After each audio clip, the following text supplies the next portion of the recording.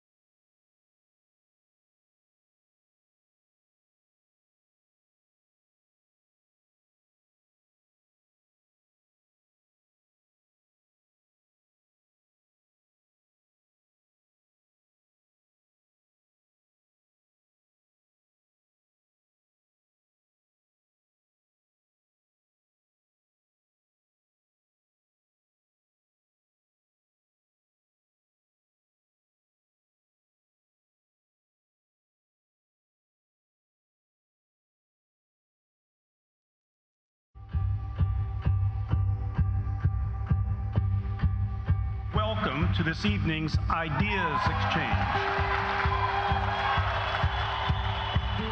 When these conditions arise, we arise too. And I think that sometimes limitation is good for artistry and good for creativity. You're at a situation where you're like, well, is it worth it? You cannot be an effective leader if you shortchange yourself. I love asking why. That is my favorite question to ask, is just the why. Take that passion and do something great with it. Save the world.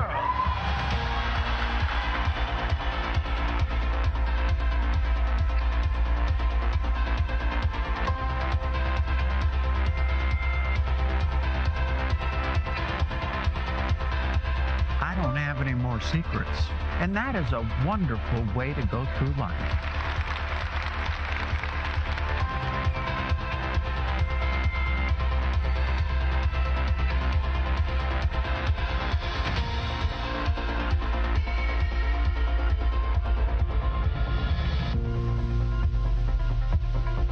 Thank you all for watching this story, video, post, whatever this is. Thank you so much. Bye.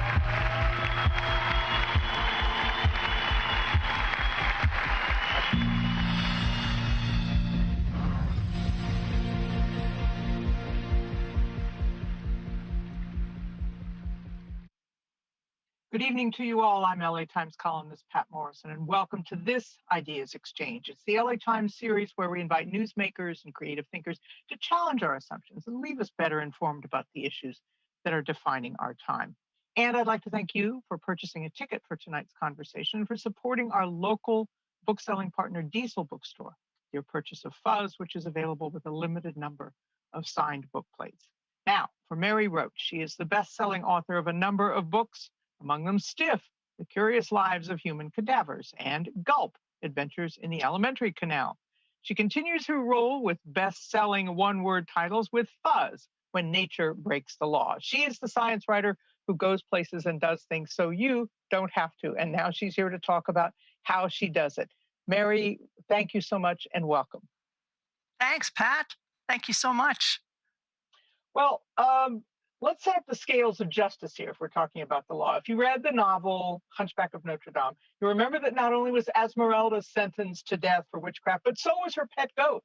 And for thousands of years, the human relationship with animals have tended to come out the losers in a lot of these things. And even though theologians said they had no souls or intellect, they were often tried for crimes of a kind that we're not really talking about tonight. But pigs especially seem persecuted. In 1394, there was a pig who was hanged for eating a communion wafer. So against this backdrop, Mary Roach takes it in another direction, when living things do their thing and still transgress human laws. And of course, we know all about this in California, Mary, because we have mountain lions, whom we love as charismatic megafauna, and yet who we try to protect, sometimes not very effectively. And just today in Oakland, we found out that kids had to go home from school with fleas because during COVID, the raccoons took over the school and left their fleas behind. So against this backdrop, we talk about your book and the scales of justice. And why did you decide to look at these animal offenders in the world of humans, although some people also look at it as the other way around? Well, I stumbled onto that book that I'm sure you are aware of, because there's a lot of information about the pigs in there. And it's a book called On the Criminal Prosecution and Capital Punishment of Animals. And in it, we find all kinds of bizarre undertakings. Like the example in the book is the in 1659, in a province of northern Italy, where the town fathers decided to bring to deal with caterpillars. There were caterpillars in the fields, and they were doing what caterpillars do. And so the town fathers put up a summons telling the caterpillars that they were to appear in court on a certain date, whereupon they'd be assigned legal representation. And this just got me thinking. Obviously, the legal system is not the way to address these problems. The animals don't follow laws. The laws aren't written for animals. They're written for people. Animals follow instincts. So how do you deal with this? How do you deal with it? What is a better way to do it? But also, it's just me, when I find a pocket of science that I've never heard of before. And in this case, human wildlife conflict. I get very excited. I want to go muck around and see who's doing what, where, and that's kind of how it happened. My process of choosing book topics is quite random, random and protracted. A lot of flailing and dead ends. But anyway, I landed. It was that book that kind of sealed it for me. The very strange criminal prosecution. You have a phrase in the book that tends to sum up the ambivalence of our relationships, and it's wildlife NIMBYism. Squirrels in the park are adorable. Squirrels digging in your planters are deplorable. That's a pretty good place to start the equation. Right. Yes. And I think we are all guilty of that, including myself. Even when I was writing this book, I was far along in the process, and I was sitting on my deck, and a roof rat ran across the deck, and my immediate reaction was, get a trap. Let's kill that. It's a rat. And it wasn't until I went for a hike with a friend who said, is that a problem? Is that a problem? It's a rat. And and I thought about it, and I was like, no, it's not really a problem. It's partly just the word rat and the fact that it's in my yard. And it's very easy to be judgmental about what people do and don't do with animals that come into their space. It's very easy to be critical. But then when we find ourselves in that situation, we don't always act as righteously as we'd like to think we would. So much of this book is peopled with people who are trying their damnedest to see to it that animals don't have to be hurt unnecessarily. And I'll get to that, some specifics of that in a minute. But I'm wondering why you think our human attitudes have changed so much over 4 or 5 or 600 years. Is it Disney movies that make us feel horrible about Bambi's mom and Dumbo's mom? The anthropomorphizing of creatures like P22, our mountain lion, who had his own website and his own fan club and, of course, T-shirts. What has changed our human attitude toward these creatures? Well, I think going back a couple of centuries, there was a tendency to think of animals, and in particular the large charismatic megafauna, wolves and bears and coyotes and mountain lions, to think of them as a threat to livestock. And this country was settled by trappers, homesteaders, farmers, ranchers, people who had things to protect and who saw these animals as a threat, as competition. For hunters would get very annoyed with animals that took the deer that they wanted to hunt. So that lasted for quite some years. There were bounties on all of these creatures. We really knocked them back. The populations of wolves, bears, coyotes, mountain lions, they were all bountied. They were the numbers were reduced dramatically, and this carried on until around the middle of the last century, when I think it had to do with in the early days of environmentalism and animal welfare, which were new. These didn't exist here before, and so the public consciousness started to shift a little bit, and we began to value these animals and also the land that they're in as something to protect, something with intrinsic value, and that has persisted. And there are still people who see them as varmints and who have their own ways of dealing with them in their backyards, their own shotguns, and however they see fit to deal with it. But I think by and large, if you look at, and there have been surveys done of the American population where, asking for people's, how do you feel, negative versus positive, about all these different species. Somebody re-administered that after 20 years, and people, even in those 20 years, their feelings are much more positive about these creatures. And I think that there's enough of a kind of a consensus in the American public that you can't just go out and shoot them when you want. Like these, let's treat them as creatures that we need to coexist with. So I'm sure that, yes, it has certainly helped. I was raised in terms of Dumbo and Babar and all of that, the animals that you see in movies. I think absolutely that has an effect on how we view them, for sure. And I think we're starting, because social media has started to have an effect in that people want to do selfies with bears. There's all these TikTok videos and selfies of people going up to bears and taking photographs, and it sort of contributed to this sense of bears as kind of like harmless, bumbling, friendly teddy bears. Yeah, for sure, it's popular culture does have a powerful effect. The mention of bears takes us into your first adventure with people who are wildlife experts, who are wildlife managers, and that word has come to mean something different too. But how they're out there trying to make sure that the bears keep the bears as safe as they can, that they stay as far away from humans and from these crossover events that are ultimately dangerous to the creatures more than they are to humans. So talk about your excursions into the wildlife management world of those fellows. Sure. Well, I spent some time in Aspen, Colorado, which Aspen, as everyone knows, it's a ski resort town. So it's a town that is built right in prime bear country. All of the things bears love to eat, acorns and chokecherries, service berries, all these um, trees that produce this abundance in the spring of edible material. The bears were there. We moved in to go skiing, and the bears eventually realized there's a lot of good eating in the kitchens of these large boxes, a lot of good smells coming out of them. And let's go in there and see what there is. So it behooves us to not attract them and to try to maintain a distance because, as you said, when bears and people come into close proximity, the bears lose their shyness. They get bolder. They may get aggressive, and when a bear starts to get aggressive, people get upset. They call Fish and Wildlife or Colorado Parks and Wildlife in this case.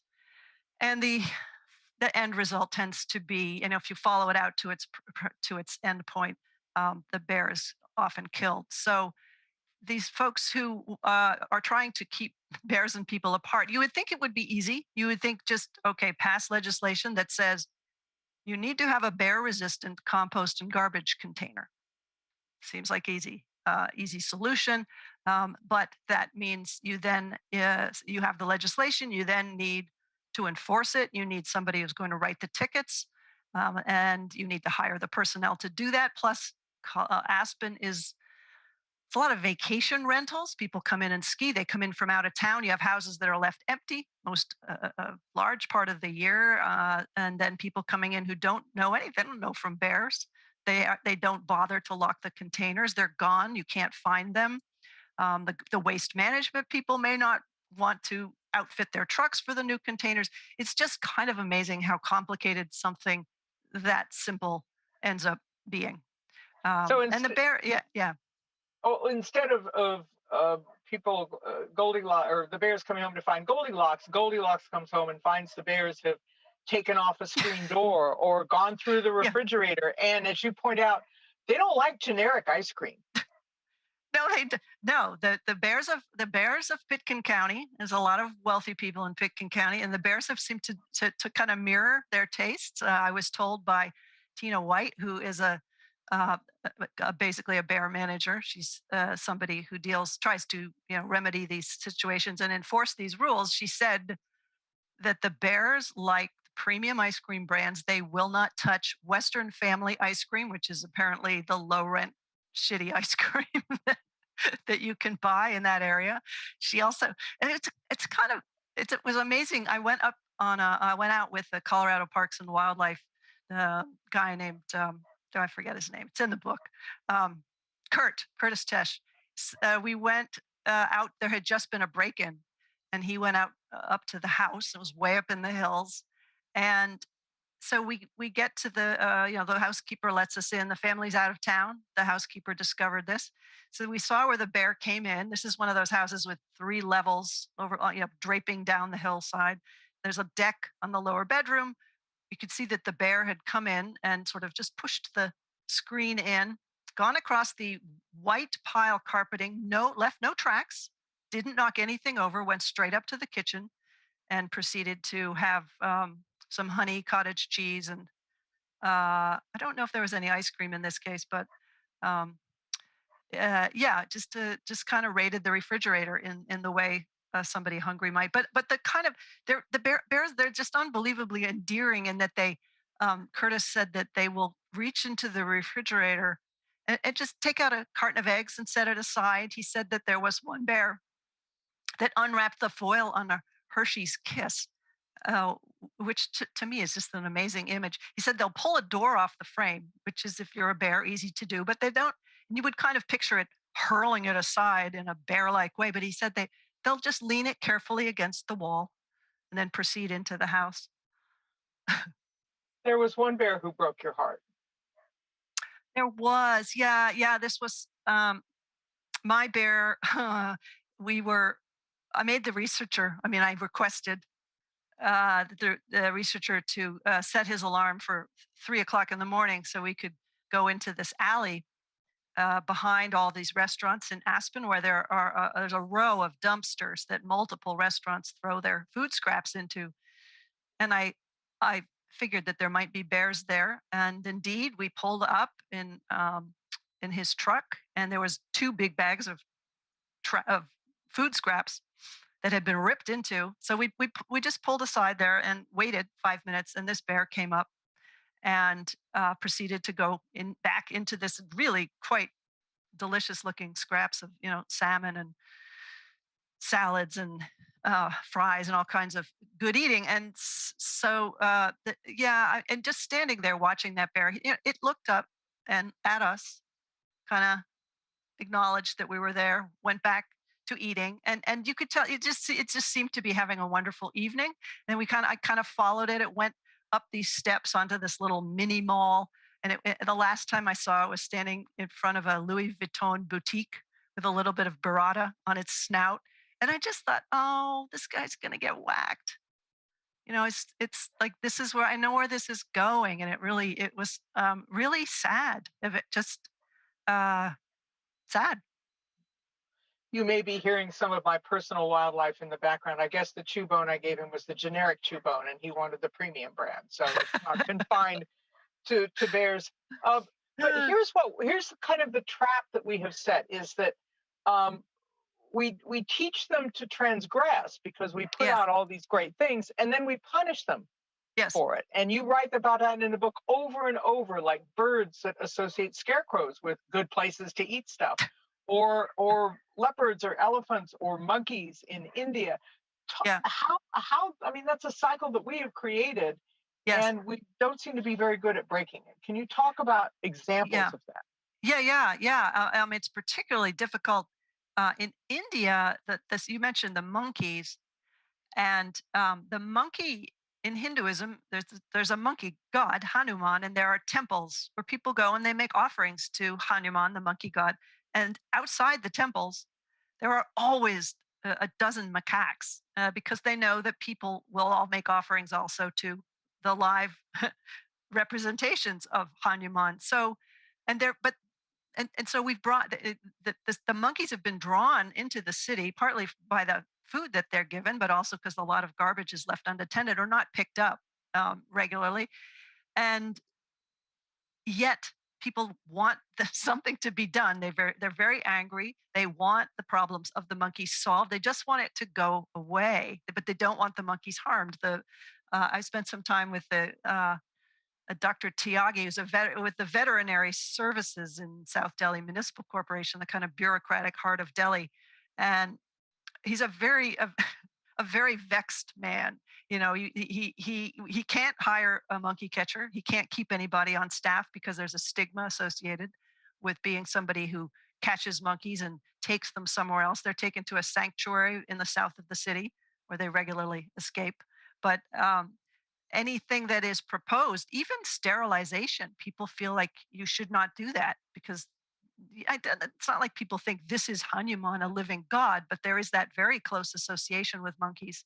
And so it's an incredibly difficult problem. There are signs saying it's illegal to feed the monkeys, but I've read in the I think it was I don't know which newspaper, that there's never been a ticket, a fine issued, even though people do it. You just stand outside a temple and you see people coming up with a bag of tomatoes, say, and feeding it to the monkeys.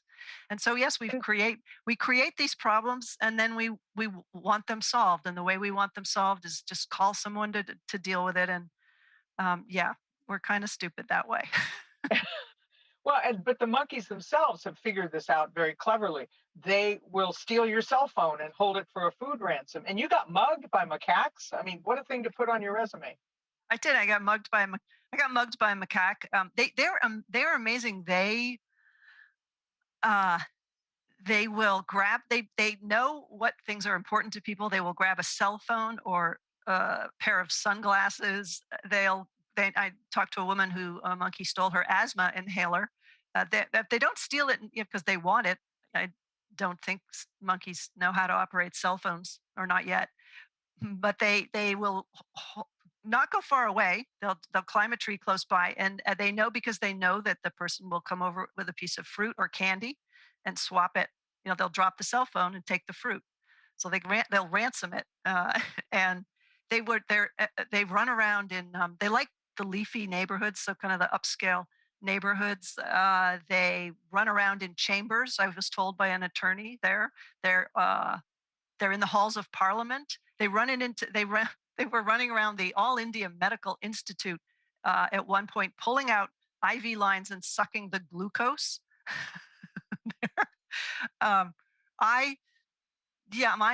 mugging they were pretty slick. I was walking up a trail toward a fort in a city called Bundi, outside a city called Bundi, walking along the trail, knowing that there were a lot of monkeys. I was kind of asking for it. I had a bag of bananas in my hand, and kind of like leaving a computer in the backseat of your car. It was a crime of opportunity.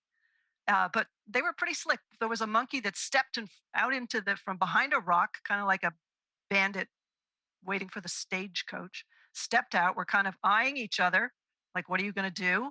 And this other one shoots out from the side and grabs the bag. So I don't know if they were working as a team or in competition, but it was pretty impressive. I think Sun Tzu did that in The Art of Warfare, right? How you go after your enemy and the prizes. It was a side flanking maneuver or something. I don't very coordinated. And there are occasions where it gets life or death. And in India, that comes down to leopards oftentimes. And you had one animal officer tell you in India, we, the human beings, we are disturbing them. But we've been encroaching for thousands of years, and they've been retreating for thousands of years. And with the leopards, it's not like the macaques where you just give them some grapes for your cell phone. It's very deadly and a dangerous game. It is. In this one region of India, in the middle Himalaya, the leopards prey on people, and often children, which is really, really tragic. In other parts of India, further south, there are conflicts with leopards where, say, somebody is working in a tea estate. The leopards like to sleep under the bushes because it's cooler, and maybe someone will surprise the leopard. There'll be a scuffle. The person may be injured, but both parties take off, and it's not a huge deal. That's not the case in this region of the Himalayas, not up on Everest, but in the foothills, and they stalk with intent and kill people regularly. There's in these communities that every year someone is attacked, killed, and eaten by a leopard, and that's very different from here. I mean, mountain lion, we are not on the menu for mountain lions. I mean, every now and then there is a fatal attack, but often there's maybe a dog involved, or the person ran away, and it kind of triggers that predator-prey response. But in India, they're dealing with an animal that considers them prey, and that is something that you can't. And it's interesting because I think possibly because Hindus have a kind of, because of all of the animals in the sort of all the animals that are gods, or that are gods are appearing as animals. I think that there's this relationship and fondness and reverence for all of nature and animals. Hunting is, I mean, the people don't hunt there as a rule. They used to during the Raj, but they're not inclined to take revenge.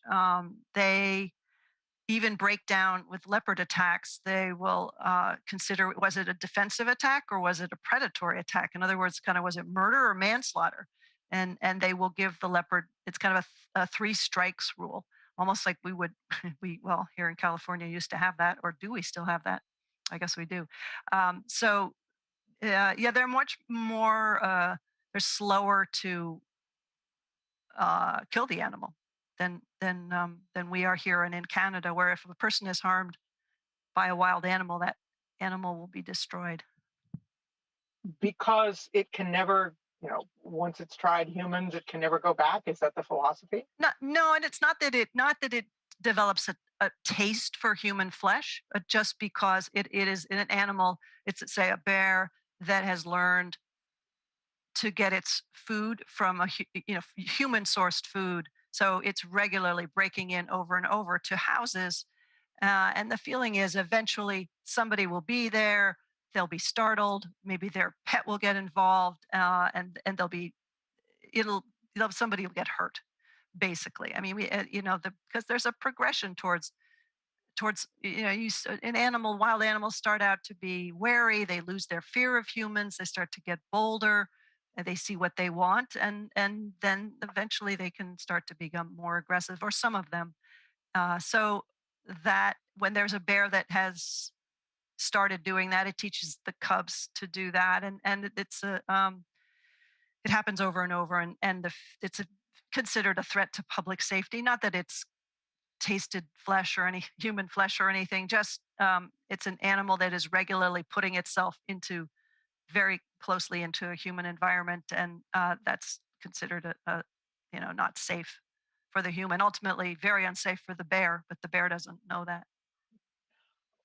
Your science writing is very much first person and very hands-on. I mean, you go boldly to see things and smell things and taste things that most of us wouldn't want to either. Why did you develop this philosophy of, I got to write science this way?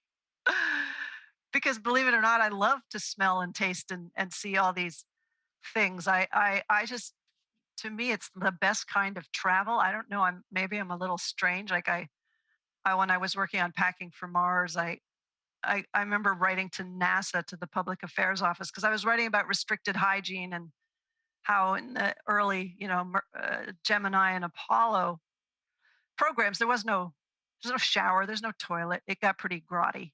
And I said, could I, when the shuttle comes down, the shuttle program was still underway then. I said, well, I want to be there, and I want to sniff the space shuttle. And the public affairs people were not charmed by that. They're like, no, you can't sniff the shuttle. Go away, Mary Roach. But I know that kind of thing. That kind of thing appeals to me, Pat. I don't know.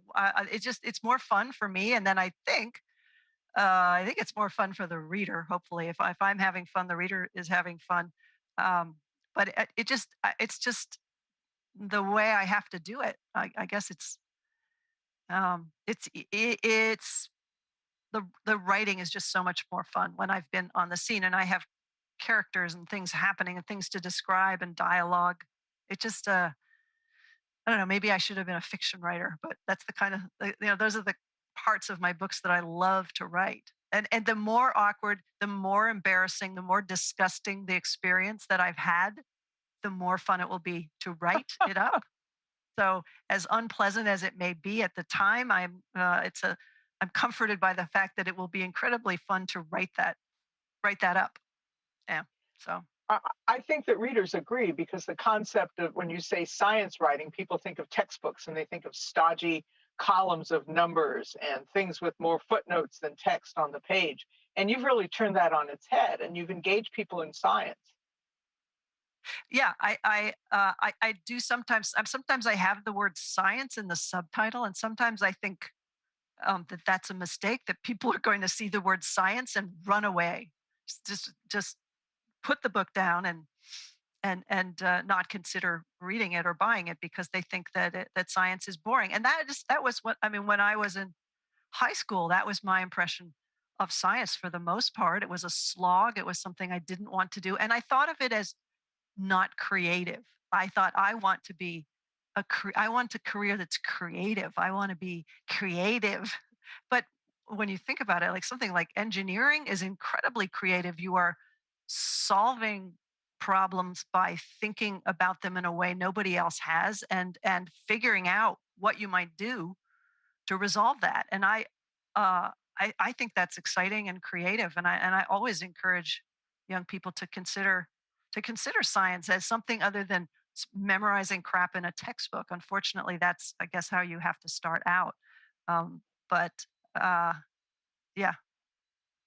Is there any place that you have decided, I don't think I'm going to go there? Because what I read more often in your books is you want to go for it. You want to go for the space shuttle. You want to go for, let's go looking where there are bear traps. And it's the wildlife people or the other scientists who are saying, I don't think so, Mary.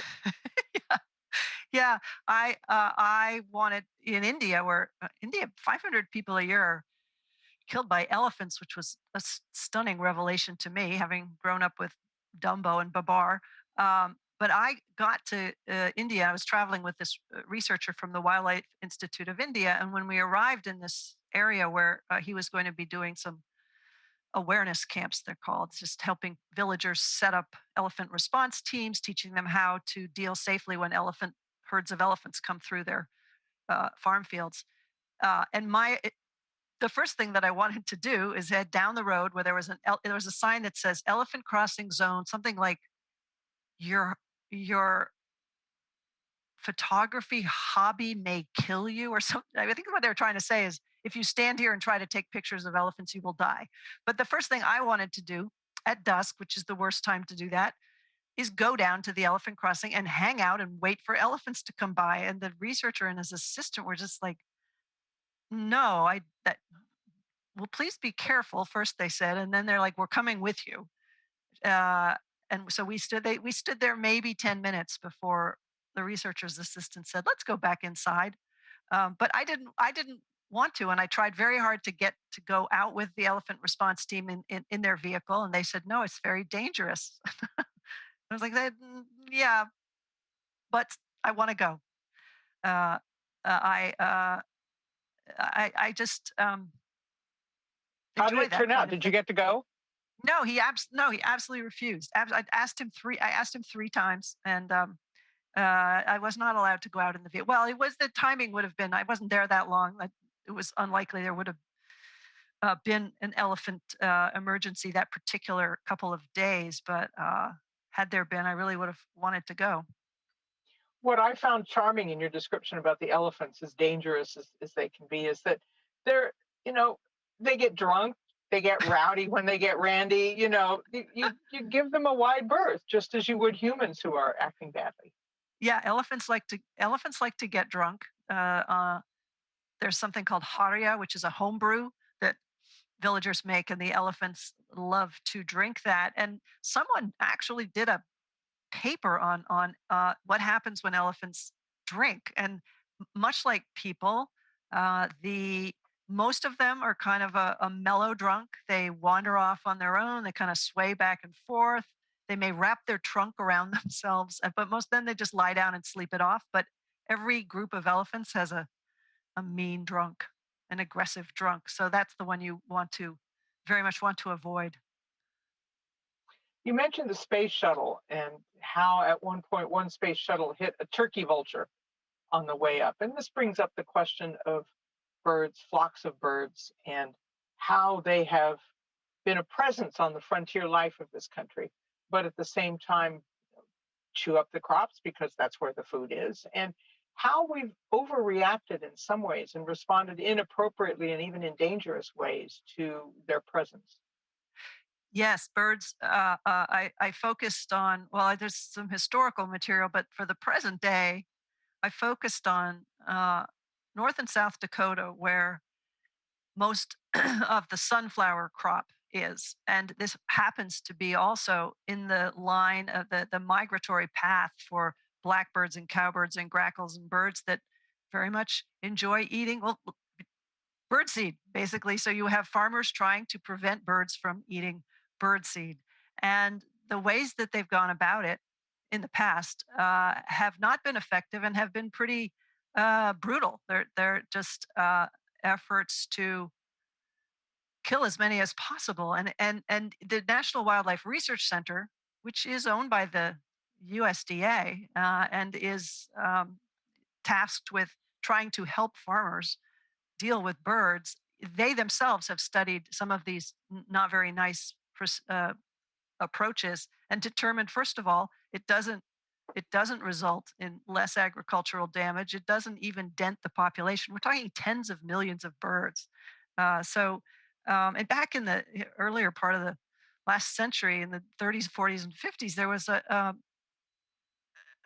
something called crow bombing, and it was a kind of astounding. It was they would just go in um, to the roosts where the crows, when the crows are off foraging for their food during the day, people would go in and string dynamite up in the trees where the crows were known to roost. And then the crows would come back to sleep, and then they would set off this string of explosives.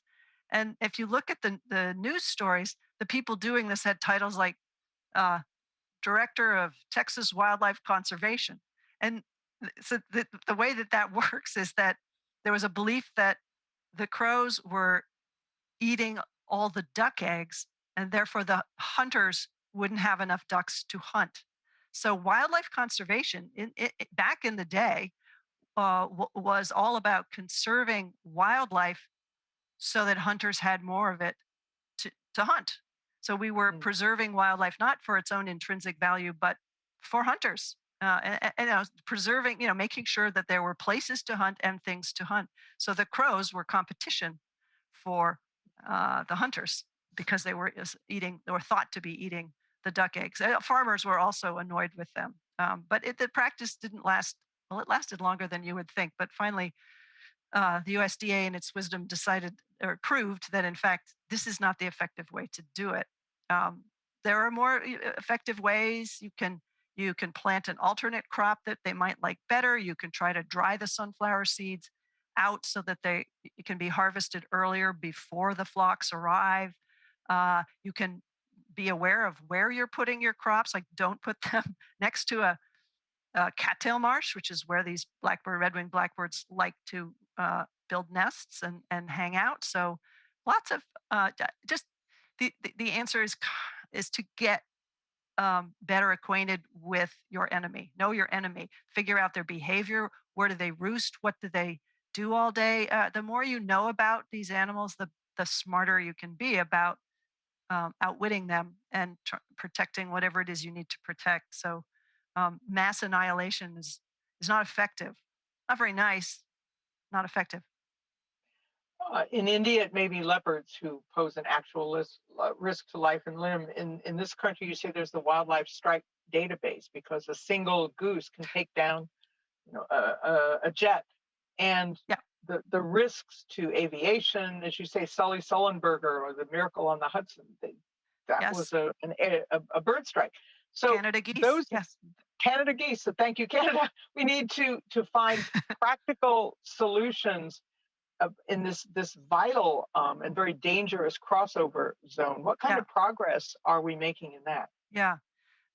When people talk about the animals that are responsible for human death in this country, bears is between 0 and 3 people a year are killed by bears.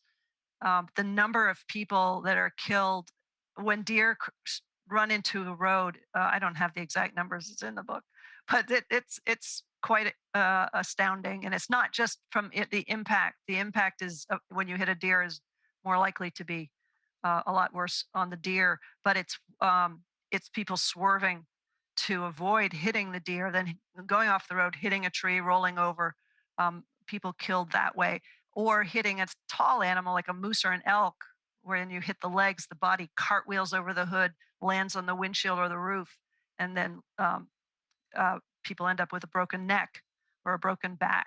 So those are the killers. Deer, I mean, again, not their fault. And I spent some time with a researcher, National Wildlife Research Center. He's no longer there, Travis DeVault. But one thing he studied basically the deer in the headlights issue. Why do they stand there just staring at the headlights?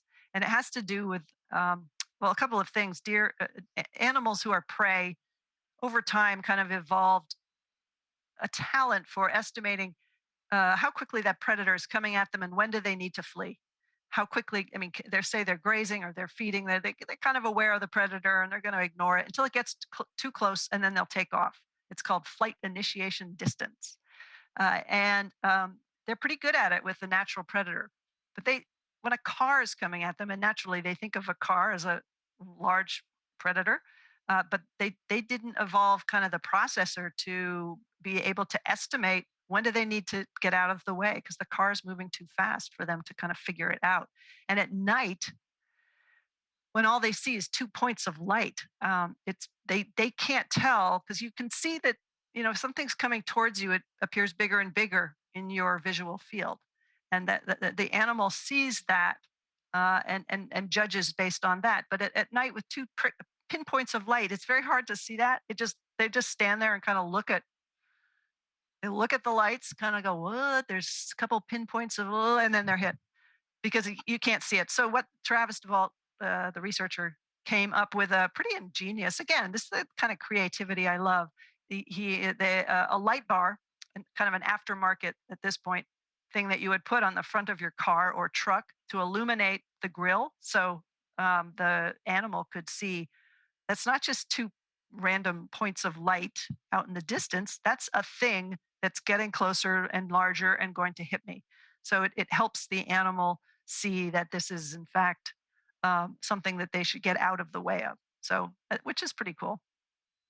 We'll get to our viewers' questions in a couple of minutes, but I did want to ask about rodents because we all live with them.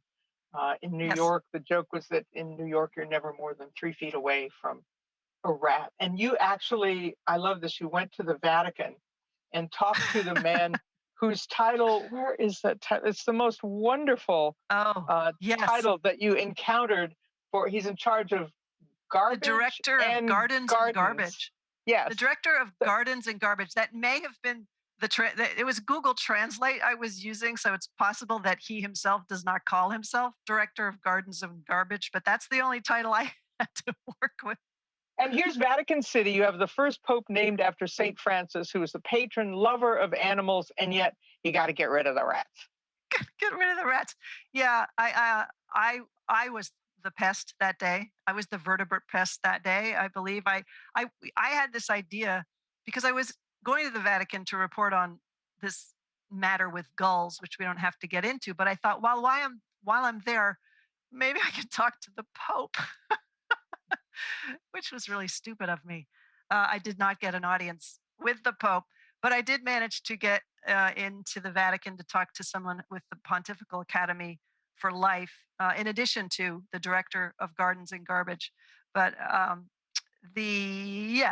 think for the entire time I was there, they were patient with me. But the director of Gardens and Garbage took me around. He showed me. I got to see the papal compost heap, which was pretty exciting for me. I don't know. I didn't get into the Vatican Museum on that trip, but I saw the Pope's compost heap, and that was my segue to rats. I said, compost piles sometimes have problems with rodents. Do you have rats here? And of course, I was working through a translator, and he said, yeah, ratti. I think it was ratti. I don't speak Italian. Yes, we have a problem with the rats. And I said, and so what do you do? And he said, they're trapped. They are trapped. And I said, so Pope Francis is okay with killing rats?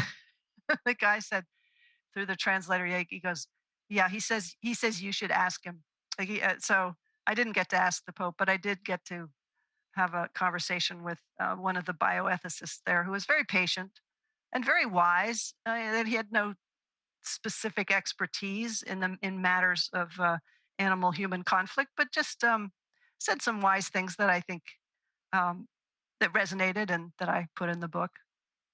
Well, Rome is the eternal city, so maybe rats feel that way about it too. But so before we get to questions, I want to ask how your vocabulary expands with each new book that you do, because in this one, spoor is a great word for the poop that you track, and the other word I'd never heard of, snarge, S-N-A-R-G-E. Yes. What is snarge? Snarge. Oh God, these words, Pat, I love them. Snarge is, and this is an official term that the people in this world use. Okay, when there's a bird strike, when a plane hits a bird, in order to figure out, these are forensic ornithologists that do this work. You're supposed to collect the remains, and that includes feathers and blood, bits and pieces, and the material that is stuck on the plane that you scrape off and put in a baggie, that is snarge. Did they make up that word? They made up that. I'm pretty sure they made up that word. Yeah, I think so. I love those words. I mean, I always throw a made up word in most of my books, and I haven't gotten caught. My editor didn't stop me. The copy editor didn't seem to notice it. Did you notice there's a word in the book that you're like, what is this? Now I have to go back and hunt for it. Snarge was a footnote, and I thought it was pretty good, but you didn't make it up. They made it up. Yeah, they made it up. I also liked kerf, K-E-R-F, which is a good Scrabble word, which is the width of a saw cut. The kerf. That's a good one. Frass is insect shit. F-R-A-S-S. As opposed to spore, which is mammalian. That's correct. Right? Yes, spore Okay. that you track, the droppings that you track. Yeah, exactly. Droppings analysis.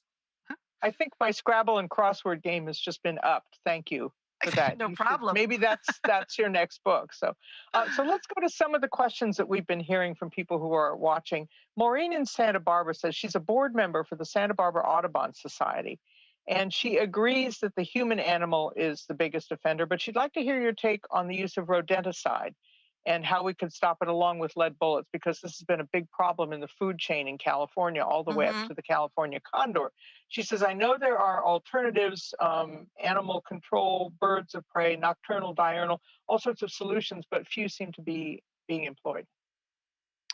Yeah, I don't know how to get people to use these alternate solutions, particularly in large agriculture.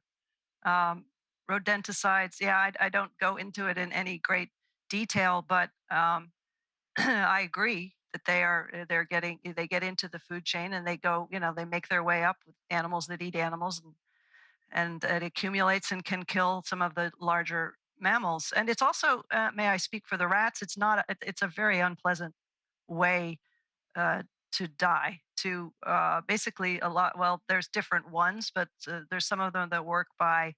They're essentially like blood thinners that cause you to bleed out internally, and that is a slow and painful death. And so it's not just the large animals. I actually feel kind of bad for the little guys as well.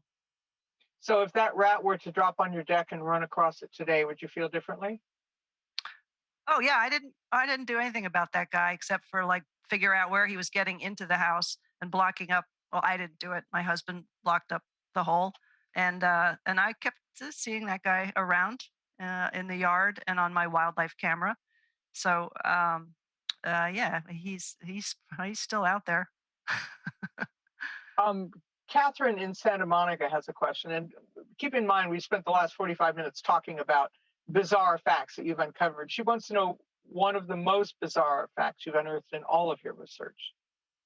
Oh gosh, that's so impossible for me to answer. Okay, here's one from Bonk that comes to mind. I came upon a paper when I was researching that book, which has to do with the study of sexual physiology. Someone published a paper many years ago with the title Sexual Intercourse as a Cure for Intractable Hiccups. And the other thing I loved about that is they said for unattached hiccupers, they may try masturbation. And just the fact that there was a demographic of unattached hiccupers. Was it a bestseller, I wonder? That was just somebody's journal, the Journal of Sex Research. Somebody published that paper. Yep. I guess that was pretty weird. We have a lot of questions about your interest in writing and your technique. Grace in Los Angeles wants to know what the first book is that you read that completely transported you. Oh, when I graduated from college, I went through a period where I did not want to read anything. I was so delighted to not have to read books, to read anything. And so it took me a little while to come back to books, not long. But the book that I read that really captured or brought me back to reading was by Paul Bowles. And it was, oh God, what is the name of it, where he goes into the Sahara? Shit, I can't remember the name of it. Paul Bowles. Yeah, but Do you know what it is? Yeah, and I can't think of what it is, but I'm thinking of it's that genre of Lawrence Durrell.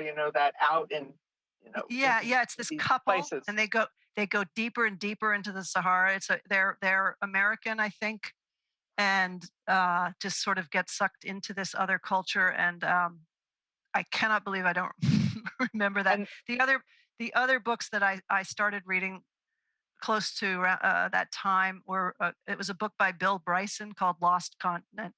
wonderful And it was hilarious. book. And hilarious. one line of nearly the first line of which is almost everything here is trying to kill you, right? Is that the one? Probably. Yes. Yeah. That one I loved. Redmond O'Hanlon, where he goes into Borneo. It was one of on. He just would. One of them where he goes up some river in Africa, but he brings along the poet laureate of England, this very delicate little man named James Fenton, I think, and it just drags him along, almost kills him. Anyway, so I loved his books as well back then. So those were a couple of them.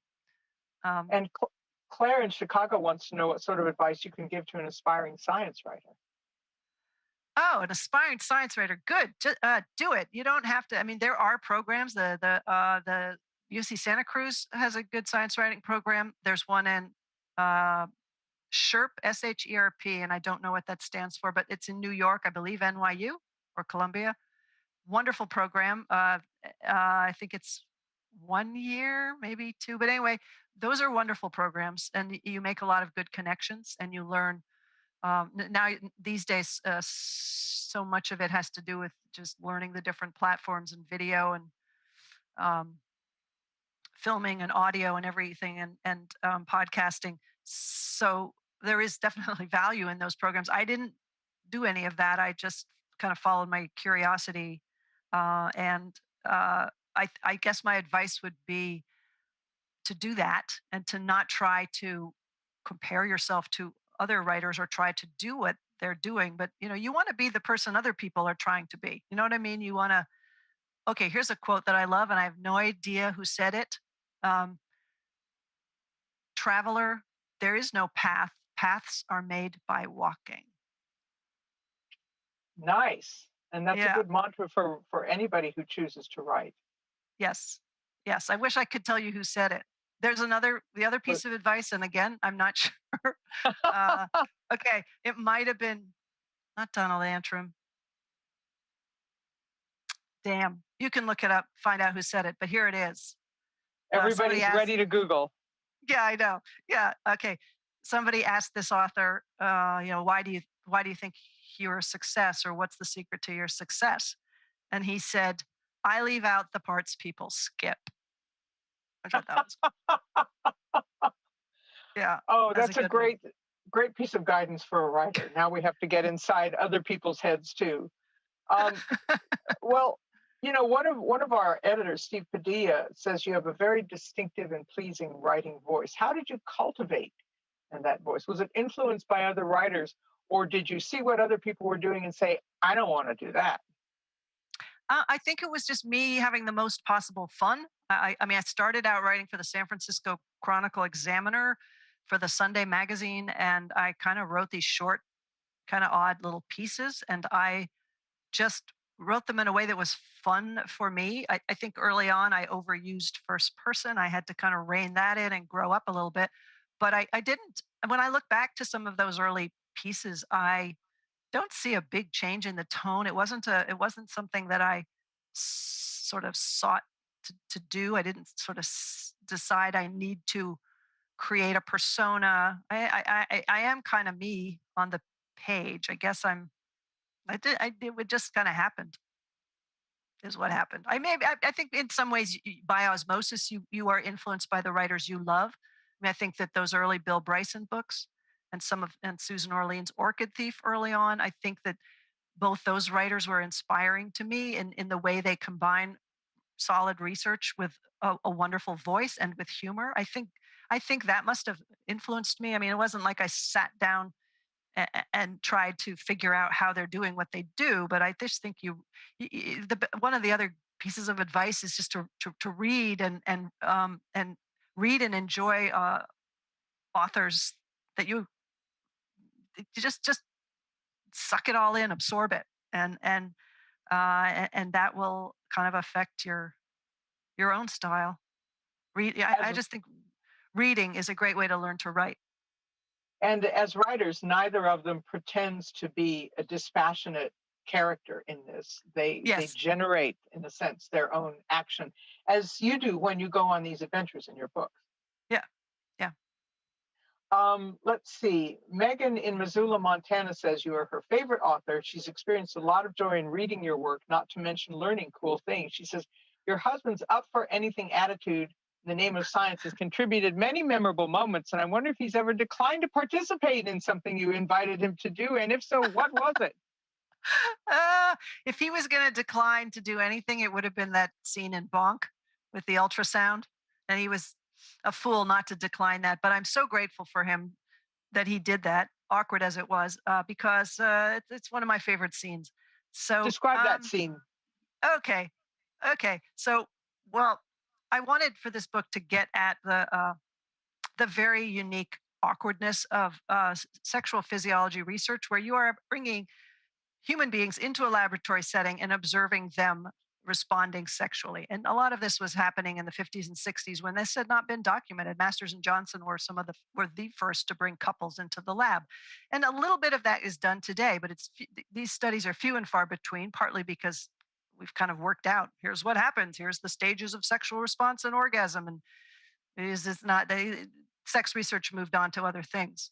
But I wanted to find one of those studies, and I did. And I thought that I'd be an observer. And I wrote to this researcher and asked if I could, when he does find volunteers, could I come and observe? And he said, well, we're having trouble finding volunteers. So if your organization can provide volunteers, I'm happy to set it up. So my organization called its husband.